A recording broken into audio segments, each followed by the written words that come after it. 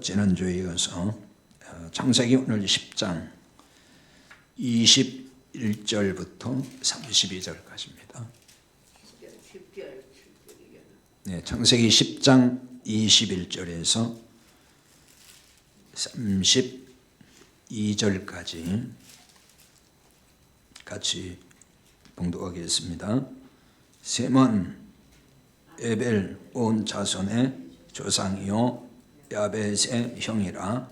그에게도 자녀가 출생하였으니 셈의 아들은 엘람과 아스루와 아르박삭과 롯과 아람이요 아람의 이름은 아들은 우스와 올과 게델과 마스며 아르박삭은 셀라를 낳고 셀라는 에벨을 낳았으며 에벨은 두 아들을 낳고 하나의 이름을 벨렉이라 하였으니 그때에 세상이 나뉘었으며 벨렉의 아우의 이름은 욕단이며 욕단은 알모닷과 셀렙과 하살마렛과 예라와 하도람과 우살과 디글라와 우발과 아비마엘과 스바와 오빌과 하일라와 요밥을 낳았으니 이들은 다 욕단의 아들이며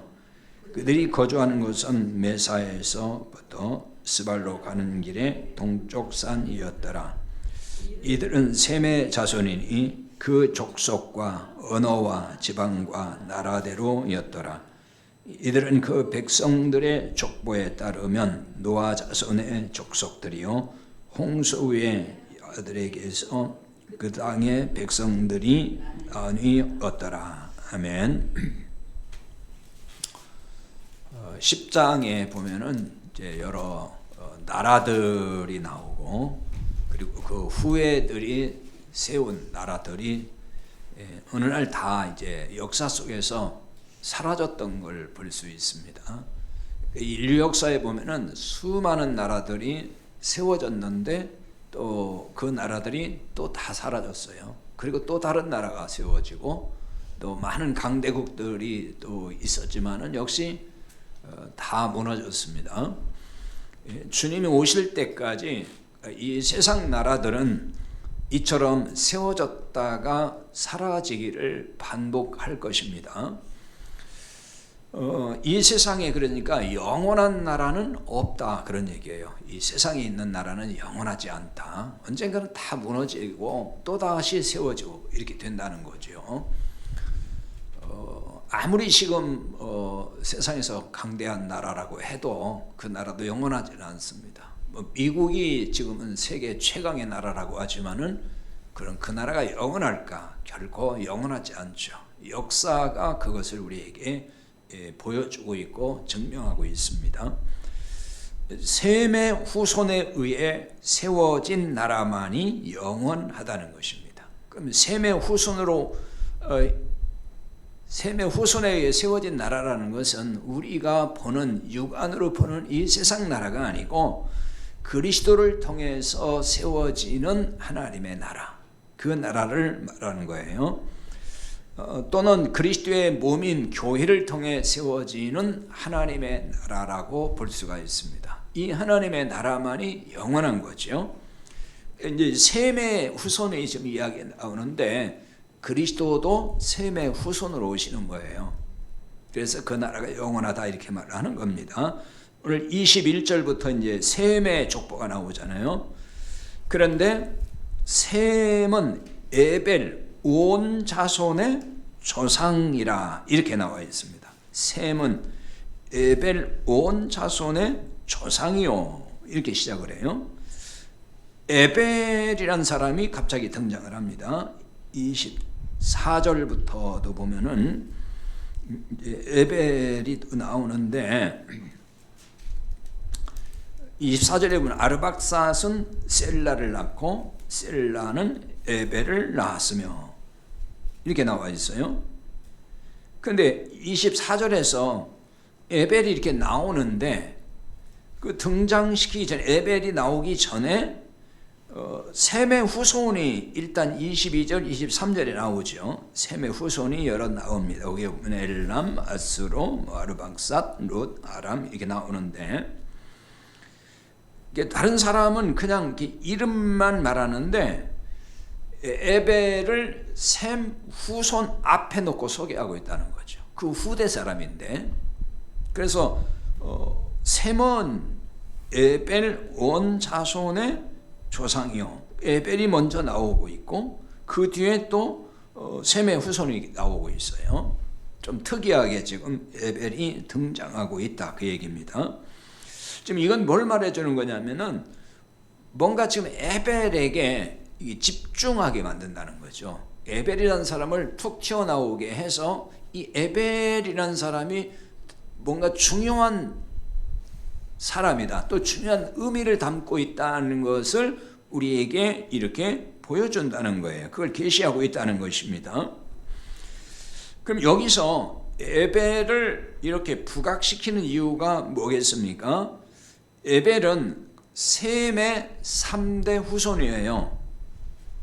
셈, 그 다음에 아르박삭, 그 다음에 셀라, 그리고 에벨입니다. 그러니까 아르박삭, 셀라, 에벨, 셈의 3대 후손. 11장에 가서 보면은 셈의 족보가 또 나오거든요. 거기에 또 에벨을 등장시킵니다. 11장에 가서도 살펴보겠지만은 거기에 에벨이 또 나와요. 이렇게 이제 에벨을 주목하게 하는 이유가 뭘까 하는 것입니다. 그 후손 중에, 그러니까 에벨의 후손을 이제 11장에서 쭉 보게 되면은 그게 누가 나오냐면 이제 데라가 나옵니다. 데라가 있고 그 다음에 아브라함으로 이어지잖아요. 그러면 아브라함의 후손에서 쭉 따라가 내려가면 이제 유다 자손이 나오거든요. 그 유다 자손이 이제 쭉 내려가면 다윗으로 이어지는 것이고 신약의 요셉으로 이어지고 그 다음에 예수 그리스도 이렇게 이어지는 거예요. 그러니까 이거를 하나님의 구속의 족보 혹은 구원의 계보 이렇게도 말을 합니다. 그래서 하나님께서 구원을 계획하셨고 그 구원을 이루시기 위해서 이렇게 끊임없이 그 구원의 계보, 구속의 역사를 이어가신다는 거죠. 그리스도를 이어가도록. 그래서 하나님의 언약이 그대로 실현될 수 있도록 하시는 걸 볼 수가 있는 거예요. 근데 여기 이제 에벨이라는 말은 히브리어 명에는 에베르입니다. 우리말로 에벨, 뭐 니을자를 늘리면 에베르 이제 같은 얘기인데 그 에베르라는 이 에벨의 이름에 담긴 의미를 통해서 에벨을 주목하게 하는 이유에 대해서 오늘 좀 살펴보겠습니다. 근데 여기 에벨이라는 말은 어떤 뜻이냐면은 건넌다는 뜻이에요. 이 강을 건넌다 할 때, 건넌다, 어떤 걸 뛰어넘는다 이런 뜻이거든요. 근데 이게 이제 그 말이 어디서 온 거냐면 아바르. 아바르라는 말이 원래 어떤 걸 이렇게 건너뛴다, 건너간다 그런 말인데 거기서 온 말이 에베르예요. 근데 이 건넌다고 하는 말이 이제 그 히브리 사람이라고 할 때 히브리라는 말이 유대인을 히브리 민족 그러잖아요. 그 히브리라는 말이 건너온 자라는 뜻이에요. 강을 건너서 저 건너편에서 온 자라. 그래서 여기 히브리의 어근도 바로 아바르 같은 어근이에요. 그 말에서 전부 다 나왔다 그 얘기입니다. 에벨의 후손이 이제 아브라함이잖아요. 에벨의 후손인 아브라함이 그 유프라테스 강을 건너 가지고 가나안에 오는 거거든요. 그 가나안 사람들이 이런 아브라함을 보고서 히브리 사람이라 이렇게 얘기를 한 거예요. 저 강 건너서 온 사람. 그래서 이스라엘의 이제 조상이 아브라함이잖아요. 그러니까 이스라엘 백성, 유대인을 히브리 민족이라고 하는 것이 여기서 나온 거예요. 강 건너서 온 사람들이다. 그래서 이스라엘 민족의 이름이 되기도 했습니다. 이 구원받은 성도를 아브라함의 자손이라고도 합니다. 갈라디아 3장 6절과 7절에 보면 그렇게 나와 있어요. 거기 제가 읽어볼게요. 아브라함이 하나님을 믿음에 그것을 그에게 의로 정하셨담과 같으니라. 그런즉 믿음으로 말미암은 자들은 아브라함의 자손인 줄 알지어다. 그래요. 아브라함이 하나님을 믿음에 하나님이 그 믿음을 의로 정하셔서 아브라함을 의롭다고 하셨다는 거고, 그와 같이 똑같이 그 같은 그 믿음으로 말미암아서 의롭게 된 사람들은 아브라함의 자손인 줄 알아라. 아브라함의 자손. 혈통, 육적인 혈통으로는 아니죠. 그러니까 이 말은 영적으로 아브라함의 자손이 되는 것이다. 다른 말로 말하면 또 영적 이스라엘이다. 뭐 이런 말도 되겠죠. 이런 점에서 성도라는 존재는 어떤 존재냐면은 아브라함의 자손이고, 그리고 아브라함이 강을 건너서 온 것처럼 성도도 아브라함과 함께 강을 건너온 사람과도 같다, 그 얘기예요. 강 건너편에서 하나님의 약속하신 땅으로 아브라함이 이제 들어오는 거잖아요. 이것은 마치 그 죽음의 땅에서 생명의 땅으로 넘어온 것과 같은 거예요. 자, 아브라함이 살다가 떠났던 곳, 그곳이 어디죠? 창세기 이제 11장에 가서 보는데 31절에 보면은 갈대아 우르라고 나옵니다. 갈대아 우르. 이 강 건너기 전에 삶의 터전, 유프라테스 강 저편이 이제 갈대아 우르. 이 갈대아 우르에 대해서는 조금 이따 설명을 드리겠지만은, 이 갈대아 우르라는 곳은 굉장히 유명한 고대 도시예요. 우리 역사에서 이제 메소포타미아 문명을 배우죠. 그 다음에 이제 수메르 문명이라고 다 이렇게 역사에 많이 나오는데, 그 문명이 꽃을 피운 곳, 그게 성경이 나오는 갈대아 우르입니다. 그 지도를 보면은 유프라테스 강이 있고, 그리고 또 반대쪽에 티그리스 강이 흘러요. 메소포타미아 문명이 꽃을 피운 게 유프라테스 강과 티그리스 강의 그 중간 사이, 거기가 굉장히 비옥한 땅이에요. 위쪽 아래 다 이제 강이 있으니까 유프라테스 강, 그다음에 위로 티그리스 강. 그게 이제 쭉 두 강이 흘러나와 가지고 지금의 페르시아만으로 빠지거든요. 유프라테스 강의 거의 하류 쪽, 그 페르시아만 가까운 거기에 우르라는 도시가 있어요. 그래서 이 도시는 그 시대에 산물이 풍부하고 해상과 육상교통이 발달했다는 거예요. 고대의 아주 중요한 도시 중에 하나였습니다. 이곳을 영국의 그 유명한 고고학자였던 레너드 울리라는 사람이 갈대아 우르라는 곳을 발굴을 했어요. 1923년부터 오래전 사람이긴 하죠. 근데 그 갈대아 우르를 발굴을 했는데 거기에 수백 개의 무덤이 있는 걸 발견했습니다. 묘지가 있다는 걸 발견했어요. 근데 그 무덤에서, 우리나라도 왜 유적지 발굴하면 무덤을 파보면 막 거기에 별게 다 있잖아요. 그와 같이 그 무덤에서 황금 투구도 나왔고, 그 다음에 황금 칼을 찬 채 누워있는 사람을 발견을 했다는 거예요. 그래서 발굴을 주도했던 이 울리라는 고고학자가 이렇게 얘기를 했어요. 그 아브라함 시대에 우르에 살았던 사람들은 굉장히 우아하게 살았고, 또 호화스럽게 살았고, 번영된 도시 생활을 했던 사람들이다. 언젠가 그 방송에도 그게 나오더라고요. 방송에도 어느 방송인가 나왔는데, 그 시대의 그 수메르 문명 해가지고 그 갈대 우르 지역을 이렇게 모형적으로 다 만들어가지고 쭉 이렇게 다큐멘터식으로 나온 걸 봤는데, 거기에 이미 막 수로가 다 만들어지고, 그 다음에 상수도 같은 것도 돼 있고, 수세식 화장실 같은 것도 있고, 엄청나게 발전된 도시였다는 걸 보여주더라고요. 그래서 우르에서 한 잘 사는 사람은, 그러니까 고고학적으로 이제 발견을 한 건데, 14개의 방이 갖추어진 커다란 그 2층 집에서 살았다 하는 것을 이제 발견했다는 거예요. 그만큼 이제 부유하게 살았던 사람이 많았다. 그런 도시였다는 거죠. 근데 역사가들은 이 우르, 갈대아 우르가 우상의 도시였고 신전이 많았다 이렇게 말을 해요. 물론 갈대아 우르만 그랬던 건 아니고 고대 모든 도시의 대표적인 게 참 우상이거든요.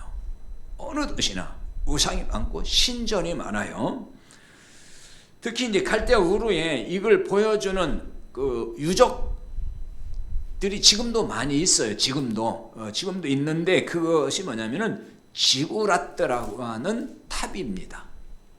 마치 그 모형을 이렇게 보면 우리나라 그 첨성대 비슷하게 해가지고 이렇게 탑을 쌓아가서 그게 무너져 있는 상태로 많이 지금도 있어요. 남아 있는 게. 우리가 이제 11장에 가서 그 바벨 탑을 보겠지만은 그 탑이라는 게 단순히 그냥 조금 어느 정도 탑을 쌓은 게 아니고 굉장히 높은 그 집인 거예요. 건축물이에요, 일종의. 그게 뭐냐면 신전입니다. 그들이 믿는 신을 모시는 신전이에요. 거기서 신에게 제사하고 했던 거예요. 그래서 탑을 이제 높이 올렸다는 얘기는 신과 가까이 통하겠다 그런 얘기거든요. 그게 다 신전이에요. 이제 그런 흔적들이 지금도 우르에, 지금도 그 지역에 지구라트라 그래요. 그런 것들이 아직도 많이 있어요. 유적으로 지금 보존되고 있습니다. 특히 이제 달신 숭배가 성행했다 이런 얘기를 합니다. 근데 이제 이 갈대아 우르라 그러는데 이게 이제 훗날 바벨론으로 불려요. 갈대아 우르가 바벨론이에요, 나중에. 그래서 에스겔 1장 3절에 보면 이렇게 나오거든요. 갈대아 땅 그발강가에 여호와의 말씀이 부시의 아들 제사장 나 에스겔에게 특별히 임하고 여호와의 권능이 내 위에 있느니라. 에스겔은 이제 바벨론으로 포로로 잡혀갔어요. 그런데 거기 뭐래 갈대아 땅이라 그렇게 나와요. 이 갈대아 땅이 나중에 그게 이제 바벨론이라고 해요. 바벨론 제국이 또 거기에 세워지기 때문에 그런 거거든요. 성경에서 어떤 때는 갈대아 사람이라고 나오고 또 바벨론 사람으로 나오는데 같은 얘기예요. 다른 얘기가 아니고 같은 바벨론을 말하고 있다. 이렇게 그냥 이해를 하시면 됩니다. 따라서 갈대아 우르를 떠났다는 얘기는 이 바벨론을 떠난 것과 같은 거죠. 아브라함은 이곳을 떠나서 유프라테스 강을 건너 가나안으로 들어온 거예요. 아브라함은 하나님의 언약을 따라서 그 언약 안에 들어온 것이 되는 거죠. 하나님의 언약 하시잖아요. 약속하시잖아요. 이제 그건 우리가 나중에 창세기 12장에 들어가서 이제 볼 수 있는데 그 언약에 따라서 오는 거거든요. 그래서 가나안 땅에 들어온 것은 결국 하나님의 언약 안에 들어온 사람이다. 이렇게 볼 수가 있어요. 근데 바벨론의 의미에 대해서는 지난번에 한번 설명을 드렸죠. 바벨론이 뭘 의미하는지. 그러니까 바벨론은 사탄의 통치 아래 있는 세상 나라, 그걸 대표하고 있다라고 말씀을 드렸어요. 계시록에도 바벨론이 많이 나오는데 그건 그 당시 문자적으로 보면은 로마 제국을 바벨론이라고 얘기를 해요. 그래서 이 세상 나라, 또 사탄이 지배하고 있는 그 나라, 그것을 의미한다. 그걸 상징하는 겁니다. 성도란 존재는 어떤 존재냐면은 하나님 없이 사는 세상, 그 세상을 떠나서 강을 건너온 사람, 그게 성도인 거예요. 바벨론이라는 세상을 떠나서 강을 건너온 사람들이 성도라고 하는 거죠. 그럼 강을 건넜다는 것은 무슨 얘기겠어요? 자, 아브라함이 강 건너 왔어요. 그럼 이제 그 이전에 살던 갈대아 우르에서 살던 삶의 모든 것을 버렸다는 거잖아요. 그걸 이제 놔두고 온 거니까 다 버린 거죠. 이게 이제 갈대아 우르를 버리고 떠난 것이 되는 거거든요. 거기 있는 거 가지고 온 게 아니잖아요. 다 놔두고 하나님이 그냥 가라고 하니까 그걸 떠나서 강을 건너서 이제 온 거란 말이에요. 그러니까 이런 거죠. 우리가 하나님을 몰랐을 때, 즉 복음을 몰랐을 때 삶이라는 것은 모두 갈대아 우르의 삶과 같다. 그런 삶을 살다가 우리가 이제 강 건너서 온 거예요. 주님 언약 안에 들어온 거죠. 그럼 갈대아 우리의 삶의 핵심이 뭘까요? 자, 갈대아의 등을 버렸어요. 그럼 그것에서 살았던 것의 핵심이 뭐냐? 우상 숭배예요. 사실 노아의 후손들이 하나님을 잘 경외했잖아요, 처음에. 그런데 세월이 가면서 하나님을 잊기 시작을 해요. 이제 노아도 가고 그 세 아들도 가고 이제 자꾸 후손들 세대가 바뀌잖아요. 그러니까 하나님을 잊었다는 거죠. 그 하나님을 잊었다는 건 무엇을 의미하냐면은 세월이 이렇게 가고 세대가 바뀌면서 그러면 세대가 세대로 이어지도록 하나님을 이야기해 줘야 되거든요. 하나님이 이런 분이다. 하나님을 가르쳐야 됐다는 거죠. 하나님이 이런 일을 하셨다.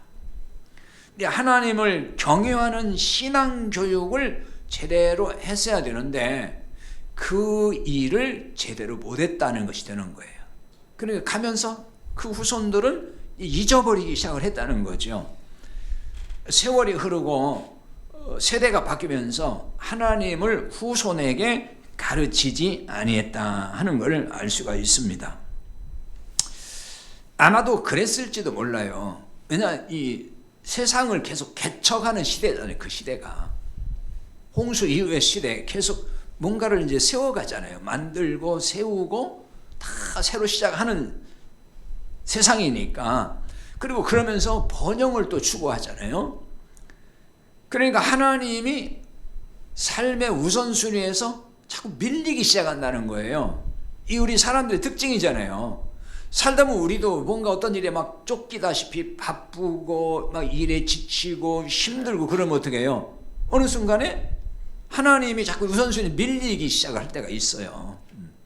육신 생활이 더 우선이 돼버리고, 그래서 그냥 예배도 그냥 뒷전으로 밀리고 기도도 밀리고 다 아이고 오늘은 바쁘니까 뭐 오늘 너무 힘드니까 자꾸 이렇게 돼서 그게 이제 한두 번으로 그치고 다시 회복하면 괜찮은데 끝내 이제 그렇게 되면은 점점점 어떻게 돼요? 우리 영적 생활이 참 무너져 버리잖아요. 그런 식으로 후손들이 있는데 먹고 사는 게 너무 바빠, 할 일이 너무 많아요. 그러다 보니까 후손들을 놓고 하나님이 이런 분이다, 우리가 하나님을 이렇게 경외해야 되고 하나님을 이렇게 섬겨야 돼, 이걸 알려주고 가르치고 해야 되는데 먹고 사는 일이 너무 바쁘다 보니까 그 등한시하게 되고 자손들에게 그 교육을 못 시키고 훈련도 안 시키고 이렇게 되니까 어떻게 되겠어요? 그 후손들은 나중에 하나님을 잊어버리게 되겠죠. 그 사사기에 보면은 그걸 잘 보여주거든요. 사사기 2장 10절에 가서 보면은 이제 여호수아도 죽고 그 세대와 함께 했던 사람들, 즉 하나님이 행하신 일들을 봤고 경험했던 그 세대가 이제 다 떠나요. 다 떠나고 세대가 이제 바뀌게 되는데, 그러면서 세대가 바뀌는 걸 다른 세대가 나타났는데 그 다른 세대는 하나님을 알지 못했다 그렇게 나와요. 하나님을 알지 못했어요. 그러니까 여호와 하나님께서 이스라엘을 위해서 행하신 일도 다 잊어버렸다는 거예요. 그러니까 점점점 하나님을 잊어버리고 이제 살아가는 거죠. 그게 이스라엘 백성들이 가나안 땅에서 했던 일들이에요. 거기도 세대가 바뀌면서 그런 일이 생겼어요. 항상 우리 역사에서 이 부분을 잘 우리가 기억을 해야 돼요. 그러니까 신앙 전수가 안 되면은 어느 순간에 그 후손에 가서는 다 끊겨버린다는 거죠. 굉장히 중요한 거예요. 이렇게 이제 하나님을 잊게 되면은, 그러면 이제 그 잊어버린 사람들은 어떤 사람들이 되냐면은 우상 숭배자가 돼요. 아니, 하나님도 안 섬긴 사람들이 어떻게 우상을 또 섬길까? 그게 참 아이러니한 거예요. 하나님을 인정하지 않으면서도 우상은 또 섬겨요. 그 우상 숭배하는 사람들 보세요. 왜 그러냐면요, 인간이 하나님에 대해서 모르면은 또 다른 어떤 그 하나님을 찾아요. 신을 찾는다는 거예요. 왜냐하면 인간에게 영적 본성이라는 게 있어요. 인간의 뿌리가 하나님이잖아요. 하나님으로부터 시작이 된 것이 인간이지 무슨 동물에게서 온 게 아니잖아요. 그러다 보니까 인간에게만 가지고 있는 종교적 본성, 본능, 그걸 영적 본능이라고 하는 게 그게 다 있단 말이에요. 그러니까 인류 역사를 보면은 어느 시대를 막론하고 다 종교가 있어요. 우리는 그걸 이제 우상이라고 말하지만은 세상 사람들은 그걸 종교라고 그러잖아요. 그래서 어떤 신을 찾아요. 다 가서 빌고 또 경배하고 이런 일을 한단 말입니다. 그러니까 하나님을 대신하는 어떤 존재를 의지하기 시작한다는 거죠. 그러니까 성경에서 가르치는 그 하나님을 모르니까 자기들 나름대로의 신을 만들고 이게 하나님이다 하고 섬긴다는 거죠. 다 그래요. 이걸 성경은 우상숭배라 이렇게 얘기를 하는 것입니다. 이게 다 어디서 나오는 거냐면 탐심에서 나와요. 왜 탐심이냐면은 뭔가를 내가 더 잘하고 싶은 거예요. 뭔가를 더 많이 갖고 싶은 거예요. 그러니까 신을 찾는 거예요. 도와달라 그거죠. 내가 더 많은 걸 갖고 싶다. 더 많은 나라를 갖고 싶고 더 많은 재산을 갖고 싶은데 그 신이 나를 도와줘야 된다. 그 신이 누구냐? 나를 도와줄 신. 그걸 찾는 거예요.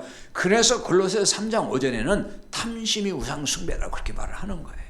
탐심 자체가 우상숭배라는 거예요.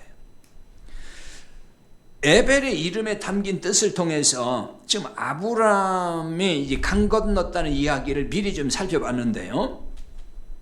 그 에벨의 후손이 아브라함인 걸 상기하려고 시브리라는 말의 의미를 말씀을 좀 드렸습니다. 그러니까 이 에벨에게서 계속 이어지고 아브라함으로 이어지고 하는 이 족보는 바로 메시아의 족보라 그랬죠. 구원의 족보입니다. 근데 이 에벨이 두 아들을 낳았어요. 25절에 보면은 25절 보세요. 같이 봅니다. 에벨은 두 아들을 낳고 하나의 이름을 벨렉이라 하였으니 그때 세상이 나뉘었으며 벨렉의 아우의 이름은 욕단이며, 이 벨렉은 아브라함의 조상으로 구원의 족보에 들어간 사람이 돼요.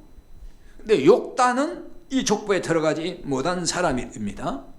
그래서 여기서 벨렉은 구원받은 사람의 모형, 구원받은 사람을 대표하고 욕단은 구원받지 못한 사람의 모형, 구원받지 못한 사람을 대표하는 거예요.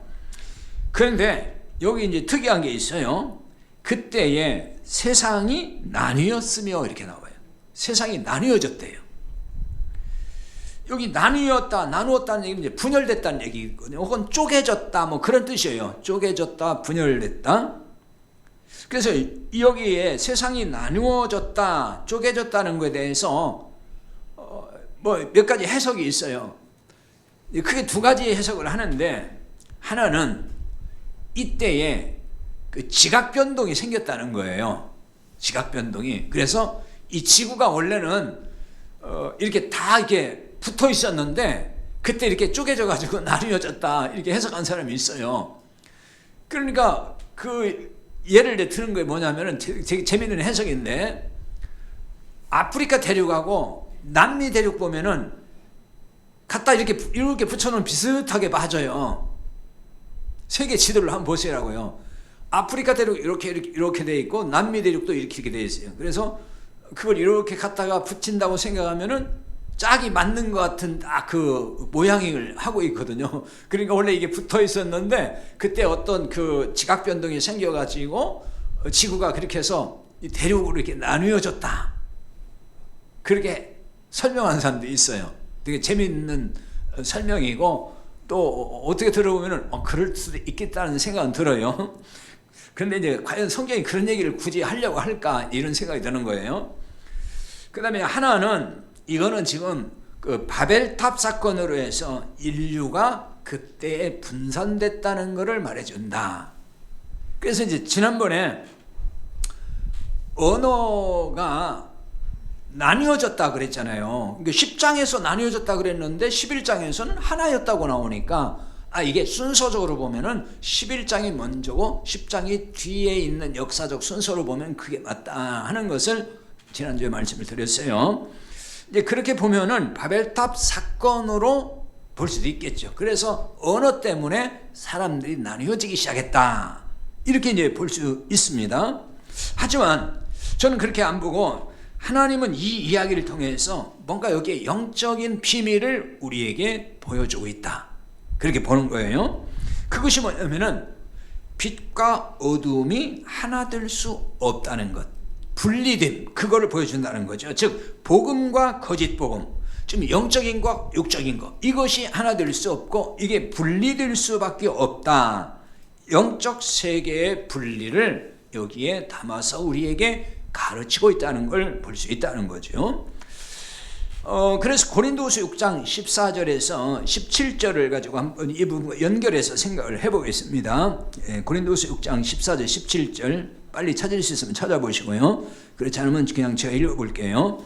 고린도후서 6장 14절에서 17절인데 읽어보겠습니다. 너희는 믿지 않는 자와 멍에를 함께 매지 말라. 의와 불법이 어찌 함께하며 빛과 어두움이 어찌 사귀며 그리스도와 벨리알이 어찌 조화되며 믿는 자와 믿지 않는 자가 어찌 상관하며 하나님의 성전과 우상이 어찌 일치가 되리요. 우리는 살아계신 하나님의 성전이라. 이와 같이 하나님께서 이르시되 내가 그들 가운데 거하며 두루 행하여 나는 그들의 하나님이 되고 그들은 나의 백성이 되리라. 그러므로 너희는 그들 중에서 나와서 따로 있고 부정한 것을 만지지 말라. 아멘. 자, 이 말씀은 제가 다 설명을 하지 않아도 읽으면서 대략 이게 무슨 뜻이구나 이렇게 이해가 됐을 거라고 보는데요. 그 17절에 보면 너희는 그들 중에서 나와서 따로 있고 이런 말씀이 있죠. 그들 중에서 나와서. 이제 그들 중에 할 때 그들이 뭐냐면은 그 앞에서 나와 있는, 예를 들면은 믿지 않는 자, 그 다음에 불법, 어두움, 벨리알. 벨리알은 사탄의 별명이라고 이해하시면 돼요. 벨리알. 그 다음에 우상, 이런 것이 쭉 나왔죠. 이 그들 중에, 이들 중에서 나와서, 이 말은 뭐냐면은 이런 존재와는 함께 할 수가 없다. 하나 될 수가 없다. 그 얘기를 하는 거예요. 이런 존재하고는 이렇게 연합할 수 없다. 하나가 될 수 없다는 거예요. 본질에서. 사실은 이런 데서 건짐받는 것, 그게 구원이거든요. 왜냐하면 우리가 예수님을 몰랐을 때, 즉 구원이 뭔지 모르고 구원받지 못한 상태가 이런 거잖아요. 불법. 불법이 뭐예요? 율법 아래서 그냥 하나님의 법이 뭔지도 모르고 그냥 우리가 어기고 마음대로 살았던, 의롭게 살지 못했던, 즉 불법, 어두움, 다 영적 상태가 믿지 않을 땐 다 영적 어두움에 있는 거잖아요. 벨리알, 사탄의 자식인 거고, 그 다음에 우상, 아까 말씀드린 대로 하나님 모르면 또 다 우상 숭배하게 돼 있어요. 뭔가를 의지하게 된단 말이에요. 그런 존재였는데 여기서 우리가 건짐받은 사람, 이게 구원받은 사람이고 성도란 말이에요. 그런데 왜 이런 존재들과 하나가 되려고 함께 하려고 하느냐? 지금 사도 바울이 이 고린도 교회 성도들에게 지금 책망하는 거예요. 왜냐하면 고린도 교회 성도들이 거짓 교사의 미혹으로 인해서 이런 불상사가 자꾸 생기는 거예요. 잘못된 데 자꾸 미혹받는 거예요. 그래서 그들과 자꾸 연합하고 하나 되고 함께하고 이러니까 거기서 나와야 된다. 나와야 된다는 거예요. 그러니까 성전이 되어 진리 안에 거하는 사람은 이런 불의의 집단에서 나올 수밖에 없다는 거죠. 그러니까 진리 안에 거하는 사람이 서로 하나가 되는 거예요. 그러니까 진리 안에 있는 사람이 서로 하나가 되는 것이지, 진리 밖에 있는 사람과 진리 안에 있는 사람은 이게 달라요. 그렇기 때문에 하나가 안 되는 거예요. 그거는 아무리 힘을 써도. 이게 어두움과 빛의 관계거든요. 우리가 그리스도 예수님 안에 있어요. 그러니까 빛이신 주님 안에 있다는 건 내가 빛이란 얘기고, 또 주님 밖에 있는 사람, 구원받지 못한 사람은 어두움에 있는 사람이란 말이에요. 그러니까 빛과 어두움이 하나 될 수 없잖아요.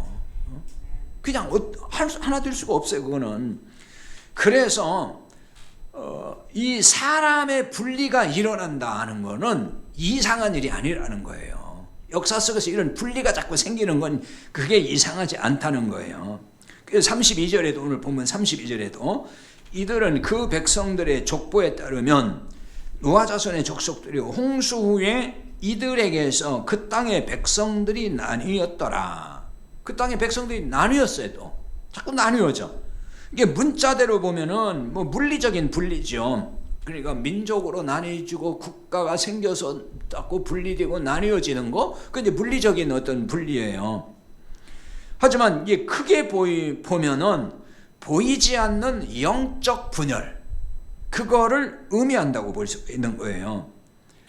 우리가 보통 이제 통합을 얘기하고 뭐 하나 되자, 합동해야 된다, 이런 얘기 하잖아요. 이거 굉장히 좋은 말이에요. 분명히. 그렇죠? 남북이 하나 돼야 된다. 남북이 뭐 통일돼서 하나 돼야 된다. 이게 굉장히 좋은 말이에요. 근데 여기에 이제 전제가 있는 거예요. 예를 들어 가지고 남북이 하나 된다. 이거 남북이 하나 될 수 있는 거냐고요. 그렇죠?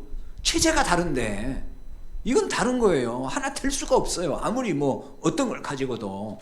전제는 뭐냐? 그 체제가 무너져서 우리가 생각하는 자유민주주의, 시장경제, 이런 상태가 될 때 하나 될 수 있는 것이지, 그것을 무시하고 지금 그 소위 말하는 사회주의 경제, 공산체제, 그걸 고수하는 사람들은 절대로 하나 될 수가 없는 거죠.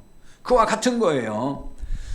진리와 비진리가 하나 될 수가 없다, 그 얘기입니다. 진리와 비진리가. 그러니까 통합하고 하나 되자는 얘기는 굉장히 좋은 얘기이긴 하지만 전제가 있다는 거예요. 이렇게 진리와 비진리는 절대 안 된다. 그러니까 진리 안에서 일치됨을 말하는 거예요. 이게 진정한 하나됨이라는 거죠. 예를 들면은 뭐 그 지금 세계 그 종교 연합 운동을 하는 사람들이 있어요. 그래서 WCC라고 그래가지고, 그래서 모든 교파, 모든 종교 같이 연합해서 같이 하자. 그러니까 그 모임을 가질 때 보면은 희한한 종교들 다 와가지고 거기서 뭐 하고, 그 뭐 예배도 드리고, 거기서 무슨 뭐 그 뭐죠, 무당들 춤도 추고 별짓 다 하잖아요. 그게 무슨 연합이냐고요. 그렇잖아요. 그래서 연합이 되냐고. 그게 영적으로 다른 건데, 이거는 절대 하나님 뜻이 아니에요. 종교 연합 운동은 사탄이 원하는 것이지 절대로 하나님의 뜻이 아니다. 그걸 우리가 알아야 되는 것입니다. 진리와 비진리 절대로 하나 될 수 없어요. 그러니까 교회 하나됨도 마찬가지예요. 교회 하나됨도 진리 안에 있는 자와 진리 밖에 있는 자는 하나 될 수가 없는 거예요. 그러니까 교회 나와도 진리 안에 있는 사람이 있고 진리 밖에 있는 사람이 분명히 있단 말이에요. 그러니까 구원받아 진리 안에 있는 자들은 진리 밖에 있는 사람과 진정한 의미에서 하나 되기는 어렵다는 거죠. 그러니까 아무리 하나 되려고 인간적으로 애를 써도 그건 불가능한 거예요. 그러니까 인간적인 이해관계가 맞아떨어지면 하나같이 보여요. 그리고 세상이라는 건 항상 그런 거잖아요. 세상의 논리는 이해관계가 맞아떨어지면 뭔가 하나가 되는 것 같이 합니다. 정치권 딱 그러잖아요. 지금 요즘에 무슨 당 만든다고 해가지고 뭐 합할 거냐 뭐 어쩌거냐 하잖아요. 그게 다 뭐냐면 이해관계 따지는 거거든요. 이게 그게 맞아떨어지면은 일시적으로는 하나같이 보여요. 근데 진짜 하나 된 건 아니잖아요. 언젠가 또 깨져요. 이념이 다르고 또 이해관계가 틀린데 뭐 어떻게 그게 같아질 수 있겠어요. 이게 신앙도 마찬가지예요. 그냥 세상 사람같이 이해관계가 맞아 떨어지면은 마치 이제 하나 된 것 같지만은, 그러나 그거는 오래 못 가고 한순간에 무너진다는 거죠. 하지만 구원받아서 진리 안에 있는 사람들은 인간적인 이해관계와는 아무 상관이 없어요. 그렇잖아요. 진리 안에 있는 사람들은 그것 가지고 뭐 사는 거 아니잖아요. 그리스도 안에 있기 때문에 그래요. 그리스도 안에 있기 때문에 이 안에서는 세상 이해관계가 작용하지 않아요. 그게 교회잖아요. 그래서 아무 나하고 상관없지만은 형제가 되고 서로 사랑을 나누고 교제하고 이렇게 할 수 있는 거란 말이에요. 근데 세상은 그렇게 안 하죠. 그러니까 설령 다툼이 벌어져도 분리되지는 않는다는 거죠. 왜냐하면 진리 안에 있으니까 그러는 거예요. 그러므로 교회가 하나 되지 않을 때는 인간의 관점으로 보면은 안 된다는 거예요. 원래 하나였는데 분열하는 경우는 없어요. 이게 무슨 얘기냐면요, 본래 분열된 상태가 수면 아래 있었다는 거죠. 수면 아래. 근데 그게 수면 위로 떠오르는 거, 그걸 보고 사람들은 분열됐다 이렇게 얘기를 하는 거예요. 원래 사실은 분열돼 있던 거예요. 그런데 그게 어느 날 떠오르는 거거든요, 문제가 되면은. 그런데 중요한 게 이겁니다. 진리 안에 있는 사람은 항상 약해 보여요. 진리 안에 있는 사람이 강자가 아니고 약해 보인다는 거예요. 오히려 진리 밖에 있는 자가 굉장히 강해 보입니다. 그러니까 실제로 세상적으로 보면은 세상이 교회보다 강하잖아요. 교회가 강한 게 아니에요. 세상이 항상 강해요. 그러니까 교회는 언제나 세상이 힘으로 교회를 자꾸 짓밟으려고 하고 박해를 하고 고통을 줘요. 교회는 당해요. 그러니까 당할 수밖에 없어요. 그렇다고 해서 그럼 교회가 무너졌느냐? 안 무너진다는 거예요. 이게 교회의 힘이에요. 박해를 받았잖아요. 고통을 받아요, 박해자를 통해서. 근데 오히려 그때 복음의 능력이 나타났고 수많은 생명을 살렸다는 거예요. 그게 교회예요. 그러니까 성도들은 박해나 핍박이나 고난이 오면은 영적으로는 그때 강해지기 시작을 해요. 참 이게 아이러니한 거예요, 사실은.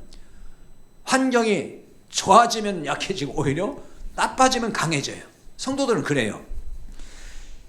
함의 후손 가운데 보면은 지난번에 살펴본 대로 니므롯 같은 세상의 용사도 나왔어요.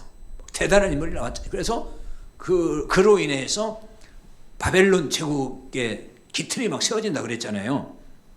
그러나 믿음의 족보, 구원의 족보에 들어있는 셈의 후손 중에는 이런 영웅이 나오질 않아요. 이런 영걸이 나오지 않습니다. 그 다음에 큰 문명의 발전을 이룩하지도 못한다는 것입니다. 그러니까 하나님은 세상적으로 강하게 만들어서 하나님의 나라를 세워가지 않아요. 그러니까 교회를 세상적으로 강하게 하지 않는다는 거예요. 예를 들면 하나님은 교회를 엄청나게 막 큰 부자 되게 만들거나 그래서 큰 부자 되게 해서 하나님이 일하시거나 그러지 않는다는 거예요. 왜냐하면 교회가 부요해지면은 세속화되고 그 다음에 복음의 능력을 잃어가요. 보면은 항상 역사 속에서 그걸 보여주고 있습니다. 대표적인 게 이제 중세교회잖아요.